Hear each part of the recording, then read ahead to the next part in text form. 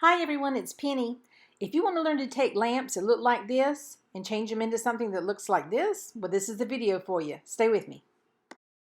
So first of all, let me apologize for portions of this video that are shot in a vertical position instead of horizontal.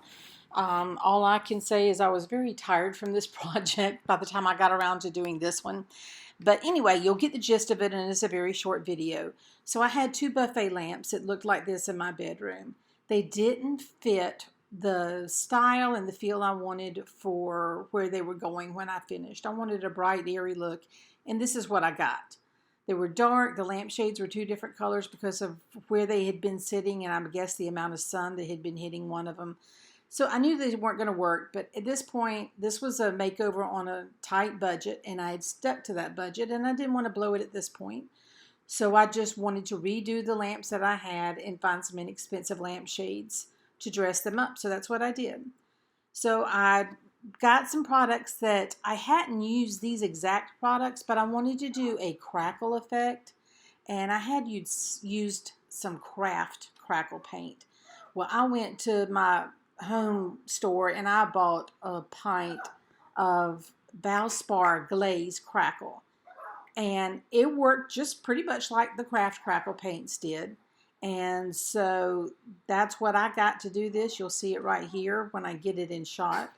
I believe I got this at Lowe's and Home Depot in my area. They carry different brands, and I believe this one came from Lowe's. So this is the color paint that I have. I have so many different creams and whites going on in this room that I wasn't going to be picky about the exact shade of cream, and this is one that I had on hand. What I did get is a little container to help me mix it in with just a little bit of water to thin it down to the consistency I needed, because this is pretty thick latex paint that I have here. So I opened the glazing crackle medium and I began just brushing it on, very simple, just a nice thin but even coat all the way around.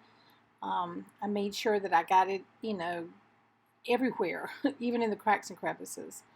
I didn't know if the paint would go there, but I did want to cover everything really, really well. So I stood the lamps up and I used the top to kind of turn it so that I wouldn't have to wait for one side to dry, and it worked really well. These dried in just a few hours. I left it overnight.